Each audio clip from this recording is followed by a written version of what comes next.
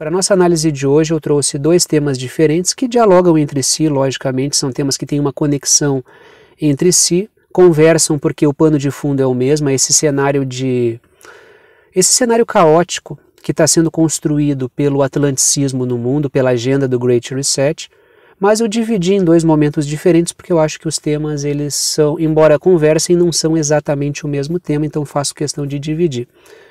Quando eu entrar nos meus 6 pontos, que são as minhas 6 anotações que eu trago para a gente discutir todos os dias, os 3 primeiros pontos vão discutir o tema que aparece aí no título e é o motivo pelo qual vocês clicaram neste conteúdo, que é o fato dos BRICS se transformar cada vez mais em uma rota alternativa para os países que querem saídas econômicas mais seguras, mais estáveis, uma trilha mais conhecida, uma transição para uma economia, digamos assim, se há transição para medidas mais ambientais, que elas sejam feitas de maneira mais saudável, mais debatida com a sociedade, com tecnologias e processos já conhecidos, com um tempo maior e não esse processo amalucado que está sendo instalado no mundo, ou pelo menos no Ocidente, pela agenda do Great Reset.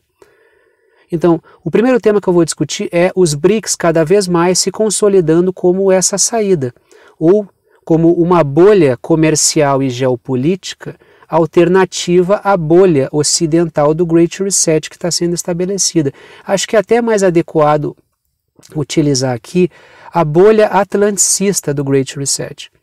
Por quê? Porque, na verdade, tem países como o Japão, tem países como a Coreia do Sul, que estão dentro dessa bolha, estão acenando para fazer parte dessa bolha geopolítica atlanticista. Então, acho que não convém chamar de ocidental, até porque tem país oriental aí no meio. Isso falei de 2, pode vir a ter mais países conforme a carruagem vá andando. Então, os BRICS cada vez mais acenam como uma alternativa a isso. E quando a gente fala de bolhas alternativas, a gente está falando de sistemas de relações que têm cadeias de suprimentos que funcionam separadas uma da outra. Tanto é que a China já falou, a Rússia já falou, mas o atlanticismo já frisou isso, que é o fato da constituição de cadeias de suprimento amigáveis. A Rússia já falou sobre isso. Que a ideia é, se me sancionam, a gente busca formar cadeias de suprimento com países amigáveis. Teve texto do Atlantic Council que já falou abertamente sobre a constituição de cadeias de suprimento amigáveis. Significa o quê? Que são bolhas que vão internalizar a sua cadeia de suprimentos. Para o Ocidente internalizar o seu parque produtivo e independer da Ásia, a gente vai ver como é que essa coisa vai se arranjar ainda, mas o projeto é esse. Como isso vai acontecer, a gente não sabe exatamente.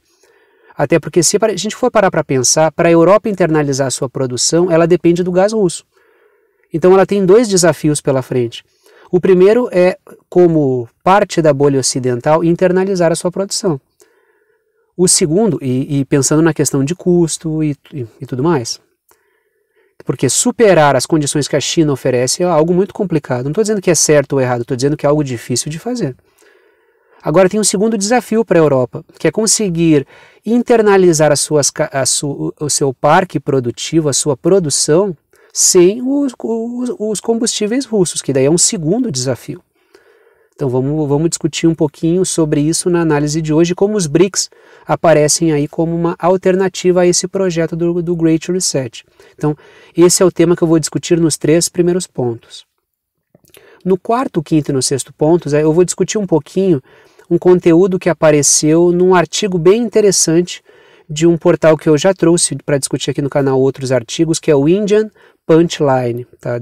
Inclusive, eu não vou nem dizer assim, eu vou botar lá no Telegram um PDF com o texto traduzido, com o artigo traduzido, porque eu já fiz isso ontem. Tá? Então, dessa vez o artigo foi prévio. Então, quem leu, eu vou discutir alguns pontos daquele artigo no segundo momento dessa análise aqui. Então, estou trazendo menos artigos porque o volume de discussões que estão aparecendo na cúpula da OTAN, na cúpula do G7, que apareceu na cúpula dos BRICS, é bem grande, isso fora os fatos novos que vão aparecendo.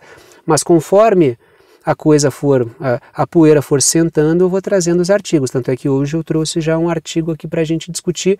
Não vai ser a análise inteira, mas vai ser pelo menos uma parte dela, Quem não leu o artigo, vai no canal do Telegram do Verdade Concreta e leia o artigo. É um artigo muito interessante do Indian Punchline, ou acessa o portal do Indian Punchline, ou vai no canal do Verdade Concreta no Telegram e dá uma olhada num PDF que eu coloquei lá, já traduzido. Logicamente que não foi tradução feita por mim, e sim feita pelo navegador, uma tradução automática, então pode ter ali algum probleminha numa expressão ou outra, mas assim, ó, se tiver algum problema, eu de cabeça não me recordo, é um problema mínimo, assim, que não interfere na compreensão geral do texto, tá? Então, nessa análise de hoje, 2 temas diferentes. Primeira parte sobre a questão da China, China, Rússia e os BRICS apresentando-se como uma alternativa à bolha atlanticista. E o 4º, 5º e o 6º pontos falando a respeito dessa questão que é trazida pelo artigo do Indian Punchline, que é o fato do discurso, da narrativa, para tentar implementar um novo sentimento de Guerra Fria, ter uma dificuldade muito grande para colar na Ásia. Então esses são os 2 temas que eu vou discutir hoje. Então vamos começar pelo tema dos BRICS como uma bolha. Uma bolha eu digo no sentido de 2 realidades que estão coexistindo e que estão sendo construídas. Não é uma bolha no sentido de que é algo pequeno, isolado, não. Diga-se de passagem, os BRICS aí está tendo uma capacidade de aderência bem grande. Talvez quem vai ficar ilhado seja o atlanticismo em si, né? Porque oferece, em termos práticos, muito poucas saídas econômicas para os países, por isso perde a capacidade de aderência geopolítica e aderência comercial. Então vamos começar falando um pouquinho dos BRICS então. Primeiro ponto, China e Rússia estão liderando uma expansão consistente dos BRICS, repito, China e Rússia estão liderando uma expansão consistente dos BRICS. A Índia de maneira mais tímida, a África do Sul de maneira mais tímida e o Brasil muito mais tímido nesse processo. O Brasil bem devagar nessa coisa, no seu entusiasmo com os BRICS. Até porque o Brasil, já discuti aqui ontem ou anteontem, eu pincelei esse tema, mas tenho discutido isso aqui o tempo inteiro. O fato do Brasil ser uma nação enorme, com território enorme, com uma grande população, com uma grande capacidade econômica, com muitos recursos naturais, que fica na América Latina, que os norte-americanos tratam como seu quintal geopolítico, e o fato do Brasil não ter um poderio para peitar os Estados Unidos minimamente, a condição de posicionamento do Brasil fica muito complicada nesse sentido. Porque embora boa parte dos interesses do Brasil estejam estejam com seus olhos nos BRICS, o que é bastante lógico, já que os norte-americanos concorrem com a gente em vários setores econômicos, a gente vive aí sob a eterna batuta dos norte-americanos pela proximidade geopolítica e pelo fato deles tratarem a América Latina como um quintal geopolítico. Então, a centralidade que o Brasil ganha nas atenções norte-americanas é muito grande. Então, o Brasil vai ter que construir essa aderência gradual aos BRICS de forma que ele não feche as portas também para os países atlanticistas. Então é um processo complexo. Quando a gente fala parece muito fácil. Não, sai daqui e entra lá. Só que tem muito interesse aí no meio, né? Quando a gente fala de política, de poder, tem muita coisa no meio do caminho para ser feita. O interesse, o aceno já seria interessante, mas o Brasil está muito tímido nesse processo ainda, muito por falta de condição concreta de fazer isso e muito também, talvez por falta de interesse de fazer um aceno maior aos BRICS. Mas o interessante é que os BRICS já está se tornando isso.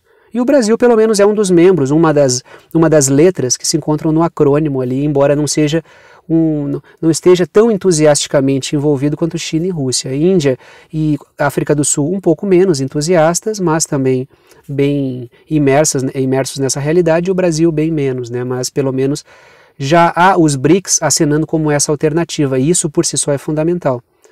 Tanto é que a China e a Rússia, que aparece no primeiro ponto que eu falo que eles estão liderando uma expansão consistente dos BRICS, já estão cogitando países do Oriente Médio, países da África, países da Ásia, países da América Latina. Já falamos sobre a Argentina e Irã acenando, já se aventou a possibilidade da Turquia. Se fala sobre a Arábia Saudita, sobre, se eu não me engano, a Indonésia, se eu não me engano, está nesse processo também. O México é um país que já, inclusive, revelou seu interesse de fazer parte dos BRICS. Então, os BRICS podem ser digamos, um porto seguro para países que se sentem inseguros. Isso é fundamental, porque quando a gente discute aqui que duas bolhas comerciais estão se constituindo, uma bolha atlanticista e a outra que eu vinha chamando de bolha eurasiática, é muito provável que o BRICS possa cumprir esse papel. Estou levantando uma hipótese, não estou dizendo que é isso, tá? A gente está construindo um cenário aqui conforme o que a gente vai vendo. Então vamos devagar com o andor aí que o santo é de barro, né? Segundo ponto, os BRICS podem ser uma alternativa à bolha atlanticista do Great Reset. E dentro, que é, na verdade, assim, ó, se a gente for tomar o processo de globalização tal como a gente conhece, que é uma globalização sob a hegemonia da lógica atlanticista, encabeçada pelos norte-americanos e pelos britânicos, mas sobretudo pelos norte-americanos, pelas oligarquias financeiras norte-americanas, a gente está assistindo a um processo de desglobalização. Porque a gente está vendo assim, ó, a gente está vendo que já se fala na constituição de duas cadeias de suprimentos paralelas. Uma para os países que fazem parte, digamos assim, dos aliados da OTAN, dos aliados do atlanticismo nessa empreitada contra a Rússia e China, e uma outra bolha alternativa se constituindo a isso, que é os BRICS, que eu tenho chamado de bolha eurasiática, que é liderada pela China e pela Rússia, sobretudo pelo potencial econômico chinês e pela estratégia geopolítica russa. Então, duas bolhas estão em consolidação. Então, é um processo de desglobalização. Quer dizer que a gente vai ter uma internalização nacional de todas as relações econômicas e produtivas? Claro que não é disso que eu estou falando. Estou falando que as relações internacionais estão se reconstruindo.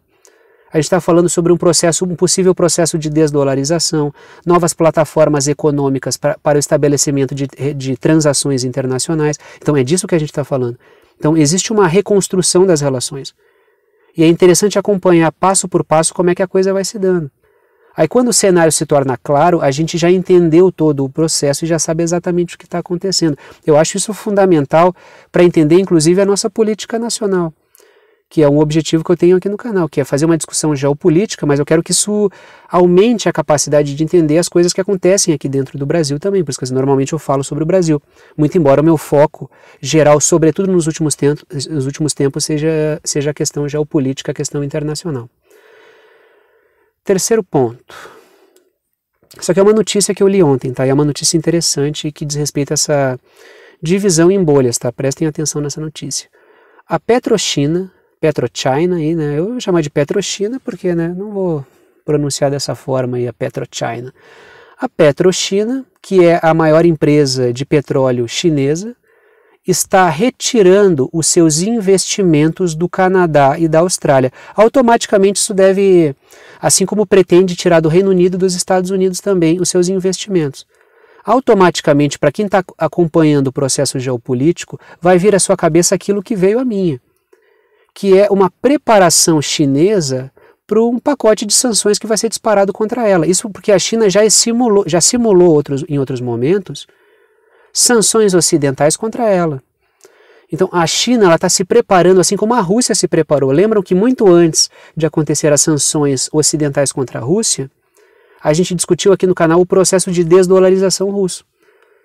Então significa o quê? Que esses exercícios, simulações que são feitas, estão tentando antecipar cenários que vão vir a acontecer. Então toda essa preparação da China, inclusive já retirando seus investimentos desses países como a Austrália e Canadá e cogitando retirar dos Estados Unidos e do Reino Unido, então a gente está falando aí, digamos assim, do coração do Império Atlanticista, quando a gente fala de Estados Unidos, Reino Unido e Canadá e Austrália. Então a gente está falando aí do berço, né? Digamos do berço não, mas do território mais original do atlanticismo, né?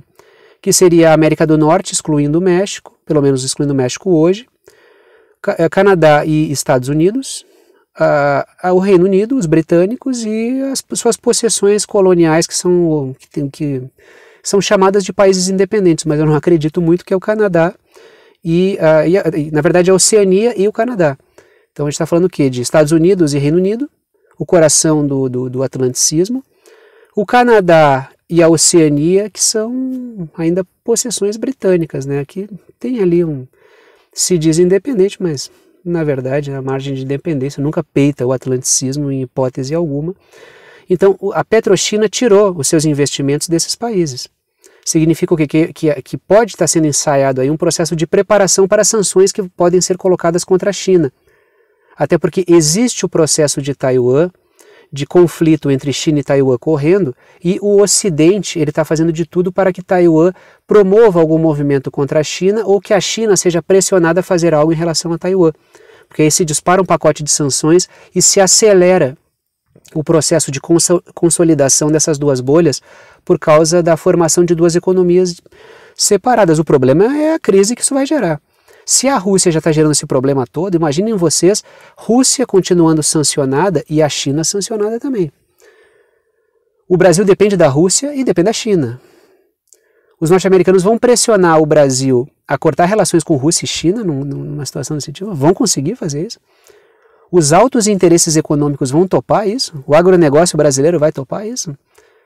Se a gente tem setores financeiros no Brasil associados aos Estados Unidos e o agronegócio muito interessado em manter relações econômicas, não ideológicas, com a China e com a Rússia, isso não vai gerar uma contradição no seio dos grandes tubarões econômicos? Então isso vai ser interessante de observar. Eu digo interessante no sentido geopolítico, porque vai ser uma turbulência do caramba, tá? Se preparem, porque se houver sanções contra a China, cara, vai ser um mergulho numa crise profunda, tá? Vai ser um salto em termos de problemas econômicos que a gente vai assistir aí.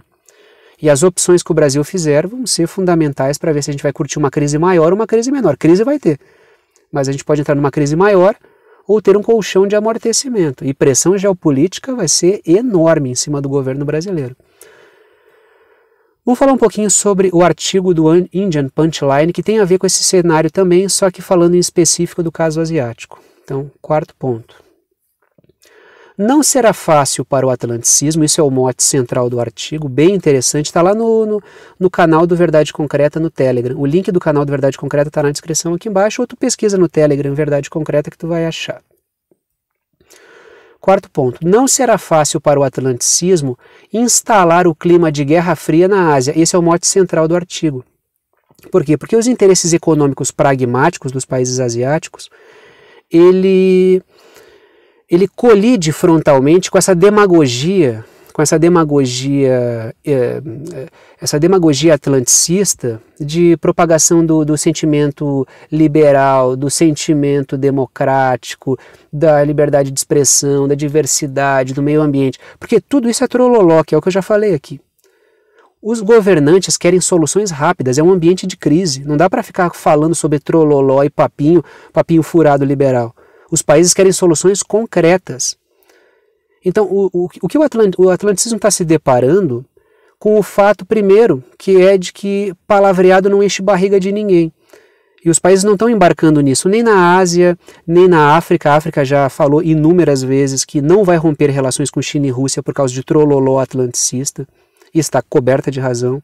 Os países latino-americanos, a América Central, está se posicionando de uma maneira bem diferente em relação a como se posicionava em relação aos Estados Unidos. Isso que ficam debaixo dos bigodes dos caras. Por quê? Porque eu tenho um interesse econômico, um interesse direto, um interesse material, de manutenção da minha economia e da minha sociedade. Não posso ficar embarcando em aventura ideológica porque o atlanticismo quer se manter hegemônico. Esse é o processo que está acontecendo. É um processo interessantíssimo. A gente não está falando aqui o BRICS como bloco ideológico. Dentro dos BRICS tem países com com as mais diferentes concepções ideológicas. É um grupo pragmático. Por isso que eu falo dos BRICS como uma possível opção. Quinto ponto. A maioria dos países asiáticos nutre ótimas relações com a Rússia. Repito, a maioria dos países asiáticos nutre ótimas relações com a Rússia. Então dificilmente tu vai largar uma boa parceria comercial, uma boa parceria militar para substituir isso por palavras vazias, por ideologia pseudo-democrática.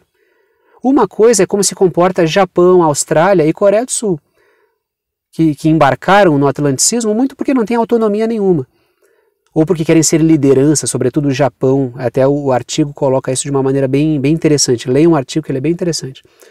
Agora, outra posição é como a Índia se posiciona, como a Indonésia se posiciona, como o Vietnã se posiciona.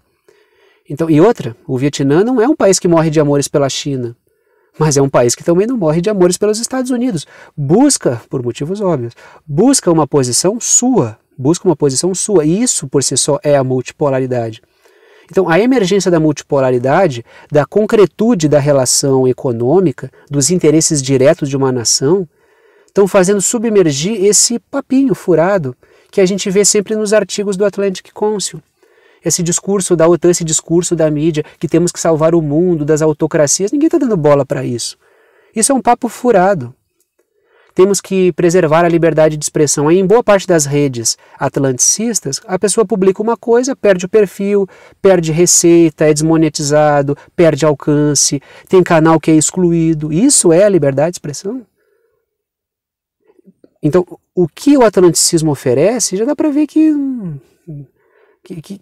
já não convence. Sexto e último ponto.